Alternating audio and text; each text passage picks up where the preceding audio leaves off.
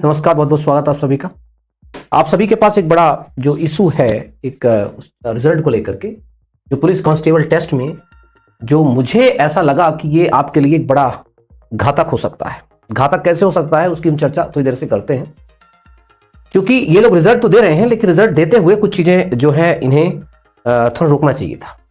मतलब रोकना in the sense मतलब ये जो कर रहे हैं इसमें थोड़ा सा इन्हें सोचना चाहिए था।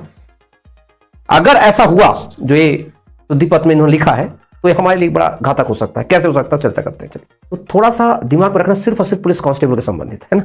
इस शुद्धिपत्र को आप थोड़ा सा गौर से देखेंगे। कह रहा है कि पुलिस मुख्यालय पुलिस विभाग के मध्य प्रदेश के शासन के अंतर्गत आरक्षक संवर्ग की सीधी भर्ती तो चयन परीक्षा विज्ञापन स्वयं जारी किया गया था और माननीय उच्च न्यायालय के रिट पिटीशन 18/105/2021 में दिनांक 4 अगस्त 2023 में पारित अंतरिम आदेश के जो भी स्वयं जो भी दिया गया कि 87% पदों पर परीक्षा परिणाम घोषित किया जाना है और 13% पदों हेतु परीक्षा परिणाम माननीय न्यायालय के अंतिम न्यायालय तक रोका जाना है। नहीं, देखिए एक बात को दिमाग में रख सकते हैं, रोके जाने का प्रावधान एक्चुअली में इन्होंने थोड़ा सा टिल्ट किया हुआ। इसका मतलब है कि माननीय न्यायालय के अंतिम न्यायालय के उपरांत संबंधित वर्ग, अन्य पिछड़ा वर्ग और अनारक्षित में रोके गए 13% पद के परीक्षा परिणाम घोषित किए जाएंगे। ये सबसे बड़ा समस्या है। इसका मतलब आप ये कहना चाहते हैं, सुनने आप बात को, इसका मतलब ये कहना चाहते हैं कि आपका अभी का रिजल्ट अभी आ जाएगा, लेकिन ये जो जनरल कैटेगरी के छात्र हैं, यूआर कैटेगरी के जो 13% और ओबीसी कैटेगरी के जो 13% छात्र हैं, इनका रिजल्ट जारी ही नहीं होगा। मतलब रिटन टेस्ट का ही रिजल्ट इनका जारी नहीं होगा। समझे बात ये, रिटन टेस्ट का रिजल्ट इनका जारी नहीं होगा, मतलब इनका रिजल्ट रहेगा होल्ड पर। जब रिटर्न का ही होल्ड पे रहेगा तो इन लोगों को फिजिकल टेस्ट के लिए नहीं बुलाया जाएगा। तो सबसे बड़ा प्रश्न ये उठता है कि फिर इनका फिजिकल कब करवाएंगे।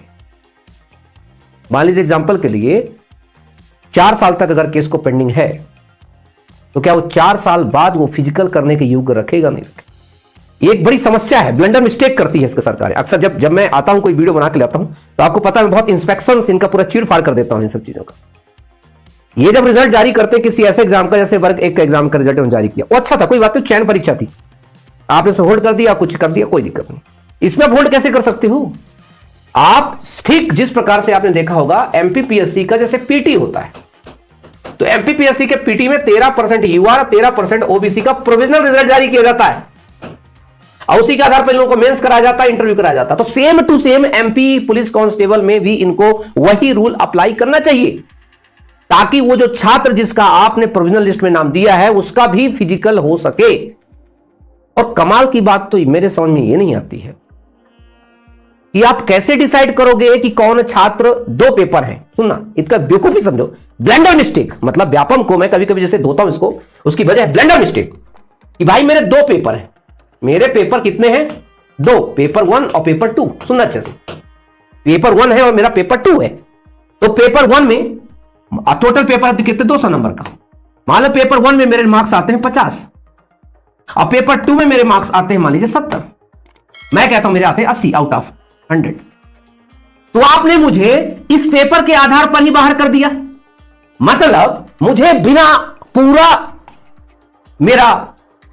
मुझे अपॉर्चुनिटी दिए हुए, मुझे अवसर दिए हुए बिना मुझे आधे पेपर से आपने बाहर कर दिया।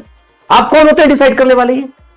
जबकि सही ये था, रिजल्ट आप पूरा जारी करिए, रिटर्न का फिजिकल कराइए, उसके बाद आप होल्ड करिए 13%।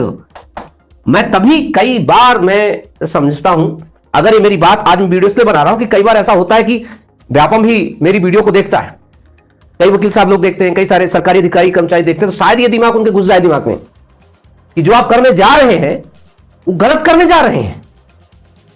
एक मतलब बार सी आ जाएगी पिटिशनर्स की, और कोई लगा नहीं रहा है, मैं तो लगाऊंगा, क्योंकि जिस भी बच्चे को आप होल्ड करोगे तो किस आधार पे होल्ड कर दिया आपने? भाई ये तो पीटी भी नहीं है, ये तो टोटल मेंस है ना भाई। 100 की सीधी बात, सुविधा के अनुसार टोटल पेपर 200 नंबर का है तो 100 + 100 हो सकता है किसी बच्चे का रिटर्न कमजोर है लेकिन फिजिकल उसका स्ट्रांग हो सकता है, तो दोनों को मिलाकर के ही मार्क्स मेरिट बनेगी ना दोस्त।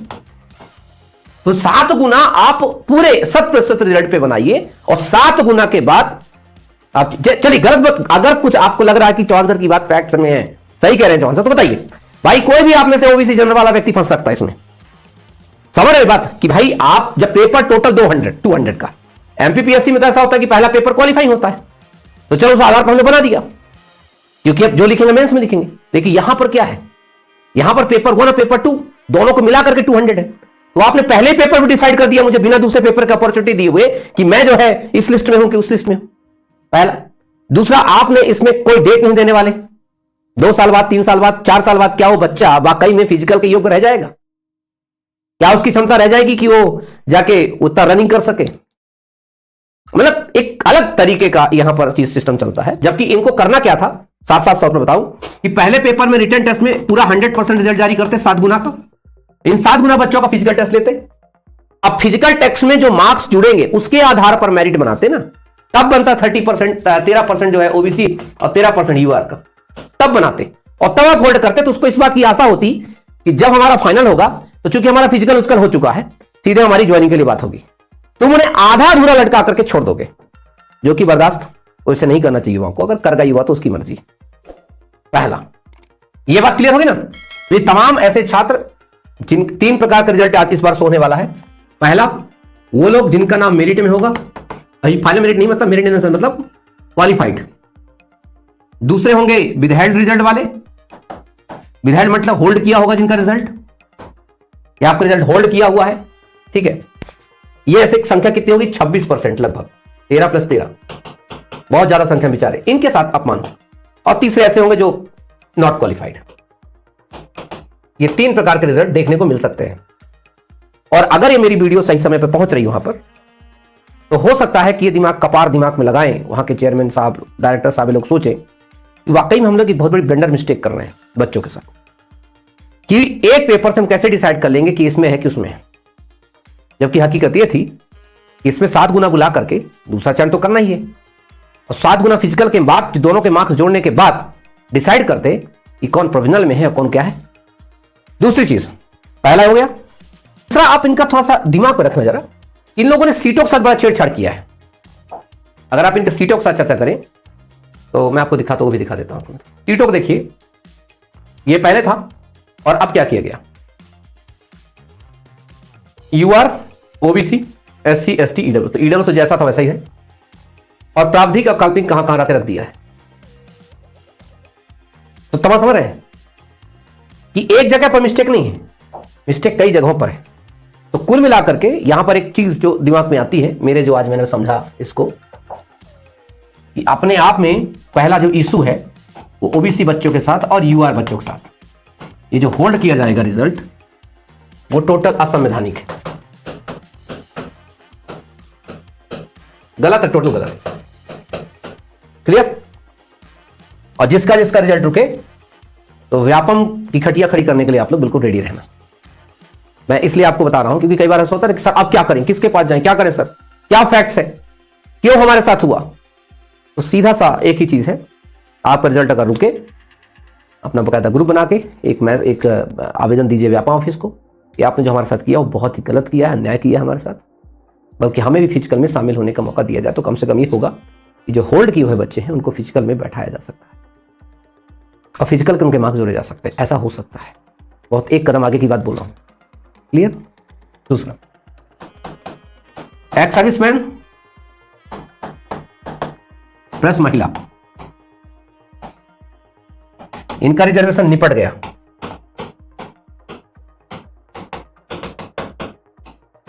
क्या जब मैं ये आया था हुआ है तब मैं हुआ था गजट को चैलेंज करना, इच्छुक नहीं हुए, मुझे पता था बाद में आओगे।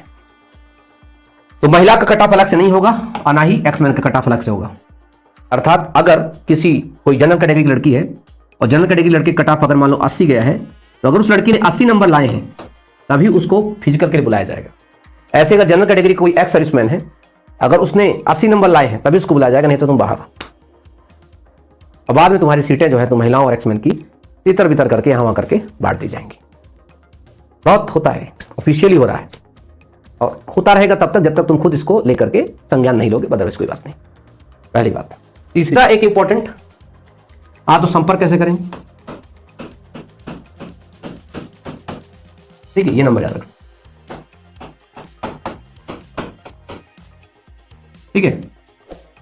कोई भी चीज इशू हो, अभी जैसे मुझे पता है एक्स सर्विसमैन भागेंगे, महिला भागेंगी, रोजगार पंजीयन वाले भागेंगे या थोड़ी बहुत छुट्टी। मैं आपको बता दूं, व्यापम का केस लड़ते लड़ते मैं व्यापम की मतलब नस नस से वाकिफ हो चुका हूं। थैंक यू सो मच, अपना सब लोग ध्यान रखेंगे। ठीक।